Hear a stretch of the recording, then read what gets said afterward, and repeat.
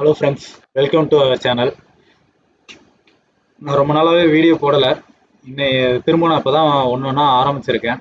அதனால் என்னோடய வீடியோஸ் எல்லாத்துக்குமே லைக் பண்ணுங்கள், ஷேர் பண்ணுங்கள், சப்ஸ்கிரைப் பண்ணுங்கள். வாங்க நம்ம வீடியோக்குள்ளே போகலாம். இன்றைக்கி நம்ம என்ன பார்க்கலான்னு பார்த்தீங்கன்னா, என்ன வீடியோ பார்க்க போகிறோன்னு பார்த்தீங்கன்னா, அலன் பேர்லியில் காம்பேக்ட் லாஜிக்ஸில் 1769ங்கிற மாடல் பிஎல்சியோடைய பேக்கப்பை எப்படி நம்ம லேப்டாப்பில் அப்லோட் பண்ணுறோம் அப்படிங்கிறத தான் பார்க்க போகிறோம். எல்லாமே தமிழில் தான் பார்க்க போகிறோம். இந்த மாதிரியான வீடியோஸ்லாம் மேக்ஸிமம் பார்த்தீங்கன்னா, அது ராக்வெல் ஆட்டோமேஷனோடது, அலன் பேர்லியோடது எல்லாமே இங்கிலீஷில் தான் இருக்கும். இங்கிலீஷ் ஆர் ஹிந்தி இந்த லாங்குவேஜில் தான் இருக்கும். நம்ம அதனால தான் தமிழில் போடலாம் அப்படிங்கிறதுக்காக தான் இந்த தமிழ் சீரிஸ் ஆரம்பிச்சிருக்கேன். முன்னாடியே நான் உங்களுக்கு ராக்வெல்ல ஒரு சாஃப்ட்வேரை எப்படி ராக்வெல்லுடைய சாஃப்ட்வேரை எப்படி நம்ம நெட்டில் இருந்து டவுன்லோட் பண்ணுறது ஃப்ரீயா அப்படிங்கிறத வீடியோ போட்டிருக்கேன். அந்த வீடியோ தேவைன்னா அதையும் போய் பாருங்கள். சிசிடபிள்யூ வீடியோ எப்படி இருக்குன்னு பாருங்கள். வாங்க நம்ம வீடியோக்குள்ளே போகலாம். நம்மளோட மாடல் இதுதான். மாடல் ஒரு இமேஜ் உங்களுக்கு காட்டணுங்கிறதுக்காக வச்சிருக்கேன். இதில் 2 டைப் ஆஃப் கம்யூனிகேஷன் இருக்குது. எப்படிலாம் அப்லோட் பண்ணலாம்னா, ஒன்று ஈத்தர்நெட் மூலயமா அப்லோட் பண்ணலாம். ஈத்தர்நெட் கீழே இருக்குது பார்த்தீங்களா, கீழே ஒரு போர்ட் இருக்கும், 1 and 2 இருக்குங்களா, ஃப்ரண்ட் அண்ட் ரியர்னு. அதே மாதிரி இது யூஎஸ்பி டு யூஎஸ்பி. இந்த யூஎஸ்பி டைப் என்னன்னு பார்த்தீங்கன்னா யூஎஸ்பி பி டைப்னு சொல்லுவாங்க. அதனுடைய இமேஜ் இங்கே இருக்கு பாருங்க.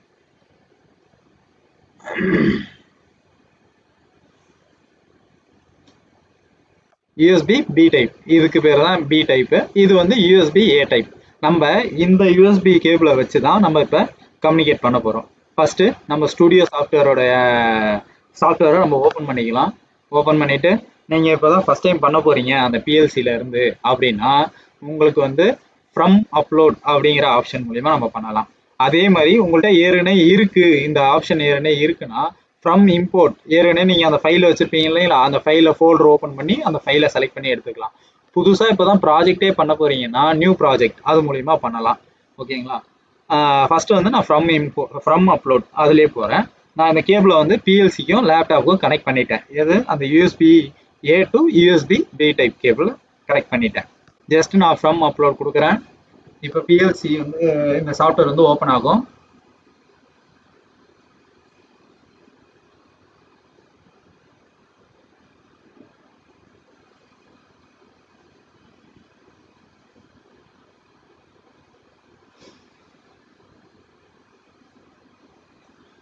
சாஃப்ட்வேர் ஓப்பன் ஆனோடனே நம்ம எந்த லிங்க் வழியாக நம்ம அதாவது சாஃப்ட்வேரை பேக்கப்பை எப்படி நம்ம அப்லோட் பண்ண போகிறோம் அப்படிங்கிறத கேட்குது. நம்ம பார்த்து செலக்ட் பண்ணணும். ஃபஸ்ட்டு நம்ம யூஎஸ்பி தான் கனெக்ட் பண்ணிப்போம். ஜஸ்ட் யூஎஸ்பியை கிளிக் பண்ணுங்கள், ஓப்பன் ஆகும். ஓப்பன் பண்ணோடனே யூஎஸ்பியில் நம்ம எந்த கண்ட்ரோலரை கம்யூனிகேட் பண்ணியிருக்குமோ அந்த கண்ட்ரோலரை இங்கே ஆட்டோமேட்டிக்காக எடுத்துகிட்டு வந்துடும் சாஃப்ட்வேரு. நீங்கள் ஜஸ்ட்டு கிளிக் பண்ணிங்கன்னா கீழே அப்லோடுன்னு இருக்குது பார்த்தீங்களா, அது ஃப்ளிக்கர் ஆயிரும். இதனுடைய வெர்ஷன் 30.00ங்கிறது தான் இந்த பிஎல்சியோட வெர்ஷன், இந்த கண்ட்ரோலரோட வெர்ஷன். நம்ம ஜஸ்ட் அப்லோட் மட்டும் கொடுத்தீங்கன்னா போதும், ஆட்டோமேட்டிக்காக அந்த பேஜ் ஓப்பன் ஆகும்.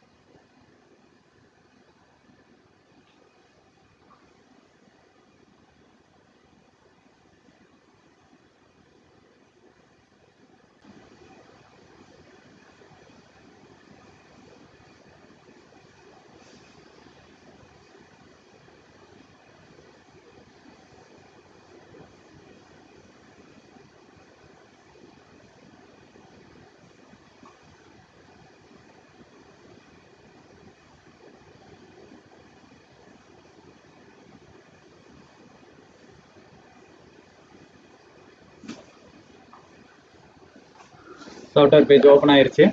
ஓப்பன் ஆன உடனே நம்மளோட ஃபைலை செலக்ட் பண்ண சொல்லுது. நம்ம ஃபஸ்ட்டு ஒரு பிஎல்சிலேருந்து பேக்கப் எடுக்க போகிறோம்னா அதனுடைய பேக்கப் நம்மள்கிட்ட இருக்காது. அதுக்காக அந்த ஃபைலை நம்ம ஏற்கனவே செலக்ட் பண்ணணும், அல்லது எந்த இடத்துல நம்ம சேவ் பண்ணணுங்கிறத செலக்ட் பண்ணணும். நான் என்னோட லொக்கேஷனை கொடுத்துக்கிறேன்.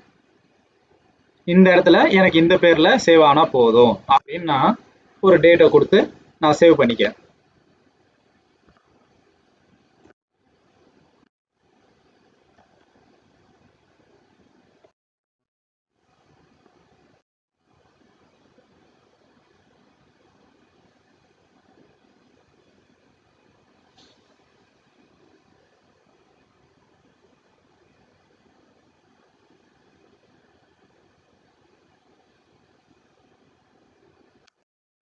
நீங்கள் ப்ராஜெக்டை கிரியேட் பண்ணுறீங்களா, கிரியேட் பண்ணி ஒரு பேக்கப்பை அப்லோட் பண்ணுறீங்களான்னு கேட்குறாங்க.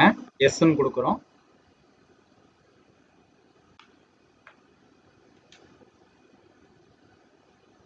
இப்போ பேக்கப் அப்லோட் ஆகிட்டு இருக்கு. பிஎல்சில இருந்து நம்மளோட லேப்டாப்க்கு ப்ராஜெக்ட் அப்லோட் ஆகிட்டு இருக்கு.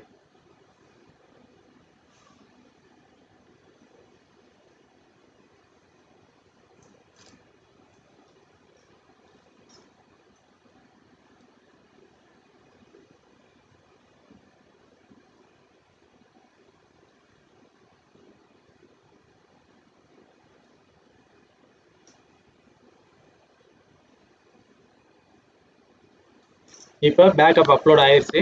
நம்ம செலக்ட் பண்ண ஃபைலோட லொக்கேஷனில் இதனுடைய பேக்கப்பும் சேவ் ஆயிரும். ஜஸ்ட் நம்ம இப்போ வந்து ஓப்பன் பண்ணி எந்த ப்ரோக்ராம் எந்த ப்ரோக்ராமில் நம்ம என்ன பார்க்கணுமோ அதை ஓப்பன் பண்ணி எந்த ரங்கு எந்த ரொட்டீன் அப்படிங்கிறத பார்க்கலாம். இதுக்கு பேர் ரங்கு. இந்த ப்ளூ கலரில் இருக்குது பார்த்தீங்களா, இதுக்கு பேர் தான் ரங்கு. இங்கே இருக்குது பார்த்தீங்களா, இதுக்கு பேர் தான் ரொட்டீன். இது ஏன் ரொட்டீன்னு சொல்கிறோம்னா, மெயின் ரொட்டீன் இருக்காங்களா, இது ஏன் சொல்றோம்னா இந்த ரொட்டீன்ல நம்ம என்னென்ன எழுதியிருக்கோமோ இந்த ரொட்டீன்ல ஒவ்வொரு ரங்கா எழுதியிருப்போம். அந்த ரங்கெல்லாம் என்ன நடக்கும்னா ஃபர்ஸ்ட் ஒரு சைக்கிள் நடக்கும், நடந்ததுக்கு அப்புறம் திரும்ப ஃபர்ஸ்ட்ல இருந்து ஸ்டார்ட் ஆகும். இதனாலதான் இதுக்கு பேர் வந்து ரொட்டீன், இது வந்து ரங்கு. சரிங்களா? ஆன்லைன்ல எடிட் பண்றது மற்ற ப்ரோக்ராம் சேஞ்ச் எல்லாம் நான் அடுத்த வீடியோல சொல்றேன். இப்போ நான் உங்களுக்கு யூஎஸ்பி டு யூஎஸ்பியில் எப்படி கம்யூனிகேட் பண்றதுன்னு சொல்லிட்டேன். அதுவே ஈத்தர்நெட் மூலியமா எப்படி நம்ம கண்டுபிடிக்கிறதுன்னு சொல்றேன். இப்போ நமக்கு ஈத்தர்நெட் மூலியமா இப்போ கம்யூனிகேட் பண்ணணும், உங்களுக்கு ஐபி அட்ரஸே தெரியல அப்படின்னா நமக்கு ரெண்டு மெத்தட் இருக்கு. ஒன்று, நம்ம இந்த யூஎஸ்பி மூலியமா கம்யூனிகேட் பண்ணி இங்கே பார்த்துருக்கு பார்த்தீங்களா, இந்த பாத்தை செலக்ட் பண்ணோம்னா இங்க பேக் பிளேன் இருக்குங்களா, இதை செலக்ட் பண்ணுங்க. இதை செலக்ட் பண்ணீங்கன்னா நம்ம ஓப்பன் பண்ண ப்ராஜெக்டோட கண்ட்ரோலர் இதுதான். இதை ஓப்பன் பண்ணுங்க. இதை ஓப்பன் பண்ணீங்கன்னா ஈத்தர்நெட் இருக்கா, ஈத்தர்நெட் இதுதான் இந்த ப்ராஜெக்டோடைய ஐபி அட்ரஸ். இங்கே ஓப்பன் ஆயிடுச்சு பார்த்தீங்களா, 192.168.1.230 தான் இந்த ப்ராஜெக்டோடைய அட்ரஸ். சரி, ஓகே. இப்போ உங்கள்கிட்ட இந்த ப்ராஜெக்டுக்கான யூஎஸ்பி டு யூஎஸ்பி கேபிளே இல்லை அப்படின்னா நம்ம எப்படி கண்டுபிடிக்கிறது அப்படிங்கிறத பார்ப்போம். ஜஸ்ட் நம்ம இதை க்ளோஸ் பண்ணிடுவோம். ஐபி அட்ரஸை இப்படியும் கண்டுபிடிக்கலாம். அப்படி அல்லது நம்ம வந்து க்ளோஸ் பண்ணதுக்கப்புறம் நம்ம சிஎம்டி அப்படின்னுட்டு சர்ச் பாரில் சிஎம்டி அப்படின்னு டைப் பண்ணி என்ட்ரு கொடுங்க. என்ட்ரு கொடுத்தோன்னே ஒரு பேஜ் ஒன்று ஓப்பன் ஆகும். இந்த மாதிரி உங்களோட லேப்டாப் பேரை போட்டு இந்த பேஜ் ஓப்பன் ஆகும். இங்கே ஏஆர்பி எல்லாமே ஸ்மால் லெட்டரில் ஏஆர்பி ஸ்பேஸ் கொடுத்து ஐஃபன் கொடுத்து திரும்பவும் ஏன்னு கொடுத்து என்ட்ரு கொடுத்தீங்கன்னா இப்போ உங்களுக்கான உங்கள் லேப்டாப்பில் அல்லது உங்கள் பிசியில் என்னென்ன ஐபி எல்லாம் கனெக்ட் ஆகிருக்கோ அத்தனையுமே இங்கே வியூ ஆகும். இப்போ என்னோட லேப்டாப்போட ஐபி இதுதான். இப்போ இந்த லேப்டாப் கூட என்னெல்லாம் கம்யூனிகேட் ஆகிருக்குங்கிறது அப்படியே கீழே வரிசையாக வருது பாருங்க. நான் முன்னாடி உங்களுக்கு அந்த வீடியோவில் பார்த்துருப்போம்ல, இல்லை நம்ம வீடியோவில் அங்கே வந்து 192.168.1.230 தான் ஐபியா இருந்தது இல்லைங்களா, அது இங்கே வந்துருச்சு. உங்களுக்கு இது தெரியவே இல்லைனாலும் நீங்கள் சிஎம்டிங்கிறத சர்ச் பாரில் டைப் பண்ணுறீங்க, இந்த பேஜ் ஓப்பன் ஆகும். ஓப்பன் ஆனோடனே ஏஆர்பி ஸ்பேஸ் ஐஃபன் ஏ இதை டைப் பண்ணி என்ட்ரு கொடுத்தீங்கன்னா இங்கே வருது பார்த்தீங்களா, இதுதான் உங்களுடைய லேப்டாப் கூட கம்யூனிகேட் ஆகிருக்க ஐபி அட்ரஸ். இதுதான் உங்களோட பிஎல்சியோட ஐபி அட்ரஸ். நீங்கள் என்ன பண்ணலாம்னா இந்த சீரீஸ்க்கு உங்களோட லேப்டாப்பை நீங்கள் மாற்றிக்கணும். இப்போ எனக்கு ஒரே சீரீஸில் தான் இருக்குது, இருந்தாலும் நான் உங்களுக்கு மாற்றி காட்டுறேன். நீங்கள் அதே சர்ச் பாரில் கண்ட்ரோல் பேனல்னு டைப் பண்ணுங்கள். கண்ட்ரோல் பேனல் டைப் பண்ணிட்டு நெட்வொர்க் போங்க. கண்ட்ரோல் பேனல் ஓப்பன் பண்ணதுக்கப்புறம் நெட்வொர்க் செட்டிங்ஸில் சேஞ்ச் அடாப்டர் செட்டிங். இங்கே ஈத்தர்நெட் மூலியமாக தானே கம்யூனிகேட் பண்ணியிருக்கோம். ஒருவேளை நீங்கள் ஈத்தர்நெட்டை கம்யூனிகேட் பண்ணலைன்னா இந்த இடம் வந்து இன்டு மார்க் வந்துடும் பாருங்க, தெரியுதுங்களா? நான் ரிமூவ் பண்ணிட்டேன். நான் திரும்ப இப்போ கனெக்ட் பண்ணேன்னா அந்த இடம் வந்து திரும்ப கிளியர் ஆயிரும். எனேபிள் ஆயிடுச்சுங்களா? இதை டபுள் கிளிக் பண்ணுங்க.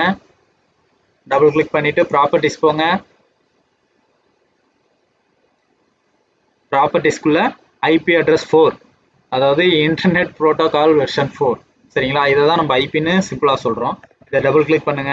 டபுள் கிளிக் பண்ணதுக்கப்புறம் இந்த சீரீஸ் இருக்கு இல்லைங்களா, இது வந்து ஆட்டோமேட்டிக்கில் இருந்ததுன்னா இங்கே செலக்ட் ஆகிருக்கும். இப்போ நமக்கு வந்து என்ன வேணும்னு பார்த்தீங்கன்னா இங்கே வந்து ஆட்டோமேட்டிக்கில் இருக்குன்னு வச்சுக்கோங்களேன், இப்படி இருந்திருக்கும். நம்ம வந்து இப்போ மேனுவலாக இப்போ செலக்ட் பண்ணணும் அப்படின்னா நம்மளோட பிஎல்சிக்கான ஐபி அட்ரஸ் அது கூட சிங்க் ஆகிற மாதிரி நம்ம செலக்ட் பண்ணிக்கணும். 192.168.1. இந்த இடம் தான் முக்கியம். நம்ம ஐபி அட்ரஸில் இதுதான் மாற்றுவோம். இந்த இடம் தான் முக்கியம். இதுவே உங்களுக்கு வந்து லேப்டாப்பில் கண்ட்ரோலர் வந்து பிஎல்சி கண்ட்ரோலர் 3 சீரீஸில் இருந்ததுன்னா இங்கே நீங்கள் 3ன்னு போட்டுக்கணும். 3ன்னு போட்டு டாட் கொடுத்து அடுத்தது மேக்ஸிமம் 250 அப்படிங்கிற நம்பரை நீங்கள் கொடுத்துக்கலாம். சரிங்களா? நான் இங்கே 250 தான் கொடுக்க போகிறேன். நமக்கு தேவையானது 1. சப்நெட் மாஸ்க் நீங்கள் கிளிக் பண்ணிங்கனாலே ஆட்டோமேட்டிக்காக வந்துடும். ஜஸ்ட் ஓகே மட்டும் கொடுத்தீங்கன்னா போதும். இப்போ உங்களோட ஐபி அட்ரஸ் மாறி இருக்கும். மாறிடுச்சிங்களா? இப்போ இது எல்லாத்தையுமே க்ளோஸ் பண்ணிவிட்டு ஸ்டுடியோ சாஃப்ட்வேர் ஓப்பன் பண்ணுறீங்க. உங்களுக்கு ஐபி அட்ரஸ் தெரிஞ்சு போச்சு. ஸ்டுடியோ சாஃப்ட்வேர் ஓப்பன் பண்ணுறீங்க. அதே ப்ரொசீஜர் தான். நம்ம யூஎஸ்பி மூலிமா எப்படி கம்யூனிகேட் பண்ணணுமோ அதே ப்ரொசீஜர் தான். ஃப்ரம் அப்லோட் கொடுக்குறோம்.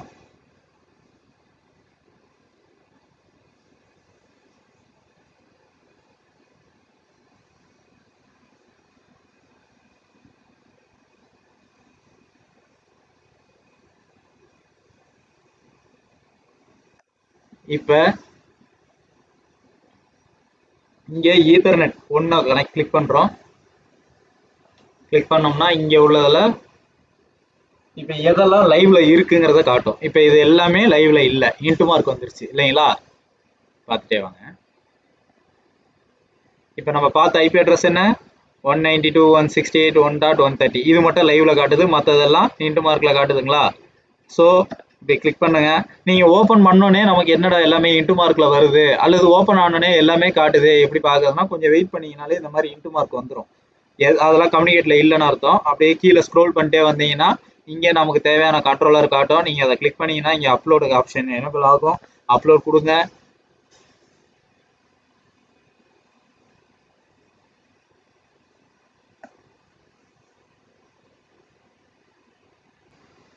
ஒருவேளை நீங்கள் தப்பான ஐபி அட்ரஸ் கொடுத்துருந்தீங்கன்னா இங்கே கண்ட்ரோலர் நாட் ஃபவுண்டுன்னு சொல்லி ஒரு எரர் வந்துடும். சரிங்களா? நம்ம வந்து அந்த சிஎம்டியில் தேடி கண்டுபிடிக்கும் பொழுது என்ன இருந்ததுன்னா 2 ஐபி வந்துருந்தது இல்லைங்களா? இங்கே ஒரு ஐபி வந்தது, இங்கே ஒரு ஐபி வந்தது. மேக்ஸிமம் இந்த ஐபி இருக்காது. கண்ட்ரோலருக்கு எல்லாமே இந்த ஐபி தான் கொடுத்துருப்பாங்க. இது வந்து ஒரு HMI, எங்கள்கிட்ட ஒரு HMI இருக்குது, அந்த HMI கம்யூனிகேட் பண்ணியிருக்கோம், அதனால இந்த ஐபி வருது.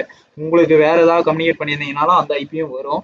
நீங்கள் கண்ட்ரோலர் பேர் இந்த ஐபியோட அந்த ஐபியை ஃபாலோ பண்ணி ஒரு கண்ட்ரோலர் பேர் வந்துச்சு இல்லைங்களா RS லிங்க்ஸில், அதை மட்டும் நீங்கள் கரெக்டாக செலக்ட் பண்ணிக்கிட்டீங்கனாலே போதும்.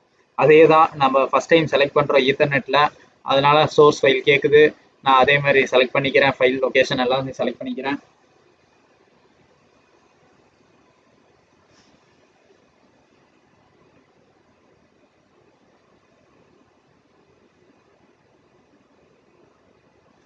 கிரியேட் பண்ணுறீங்களா ப்ராஜெக்டை, அப்புறமா கிரியேட் பண்ணிவிட்டு அப்புறம் அப்லோட் பண்ணிக்கிறீங்களா அப்படின்னு கேட்குறாங்க. ஆமான்னு கொடுக்குறோம்.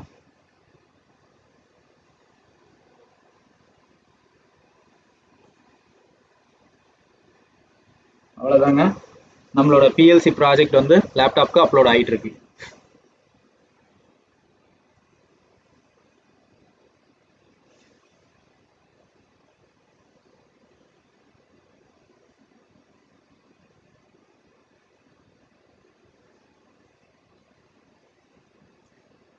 அப்லோட் ஆகி முடிச்சதுக்கப்புறம் ஆட்டோமேட்டிக்காக உங்களுக்கு சில வெப்சைட்டில் ட்ரங்க் அந்த ரொட்டீன் எல்லாமே ஓப்பன் ஆயிரும். பார்த்தீங்களா? ஓப்பன் ஆயிடுச்சு. கண்ட்ரோல் டேக்ஸ் எல்லாமே ஓப்பன் ஆயிரும். இதெல்லாம் நான் ஒரு நாள் உங்களுக்கு ப்ரீஃபாக சொல்லித்தரேன். கண்ட்ரோல் டேக்ஸ்னால் என்ன, அதுக்குள்ளே என்னென்ன இருக்கும், இது வந்து அந்த ப்ராஜெக்டோட பேர், மெயின் ரொட்டீன்னா என்ன, அதுக்குள்ளே என்னென்ன இருக்கும், அப்புறம் வந்து இங்கே run remote, program mode, test mode இது, அப்புறம் இங்கே ஐபி, நம்ம ஐபி அட்ரஸோட பார்த்து, இதை பற்றி ஃபுல்லாகவே நான் உங்களுக்கு இந்த இந்த டூல்ஸ், இந்த டெக்ஸ்ட்டை பற்றி ஃபுல்லாகவே நான் உங்களுக்கு ஒரு நாள் ஒரு தனி வீடியோவில் சொல்லித்தரேன்.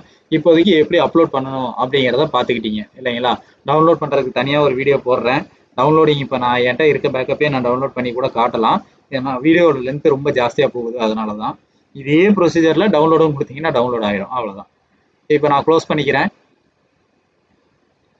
என் வீடியோ உங்களுக்கு பிடிச்சிருந்ததுன்னா லைக் பண்ணுங்கள், ஷேர் பண்ணுங்கள், சப்ஸ்கிரைப் பண்ணுங்கள். இந்த வீடியோவில் நான் மொத்தம் 3 விஷயம் சொல்லியிருக்கிறேன். ஒன்று வந்து எப்படி USB to USB மூலமா ஒரு பிஎல்சியோட பேக்கப்பை அப்லோட் பண்ணுறது, 2வது ஈத்தர்நெட் மூலமா எப்படி கம்யூனிகேட் பண்ணுறது, 3வது ஒரு ஐபி அட்ரஸை எப்படி ஈஸியாக ஃபைண்ட் பண்ணுறது அப்படின்னு சொல்லி உங்களுக்கு கம்யூனிகேட் பண்ணியிருக்கேன். ப்ளஸ் உங்களோட லேப்டாப்ல எப்படி ஐபி அட்ரஸை சேஞ்ச் பண்றது அப்படின்னு சொல்லி 4 விஷயத்த ஒரே வீடியோல என்னால எவ்வளவு சிம்பிளா சொல்ல முடியுமோ அவ்வளவு சிம்பிளா சொல்லியிருக்கிறேன். என் வீடியோ பார்த்த எல்லாருக்கும் ரொம்ப தேங்க்ஸ். திரும்பவும் அதே தான் சொல்றேன், லைக் பண்ணுங்க, ஷேர் பண்ணுங்க, சப்ஸ்கிரைப் பண்ணுங்க. இன்னொரு வீடியோல சந்திக்கலாம். பை.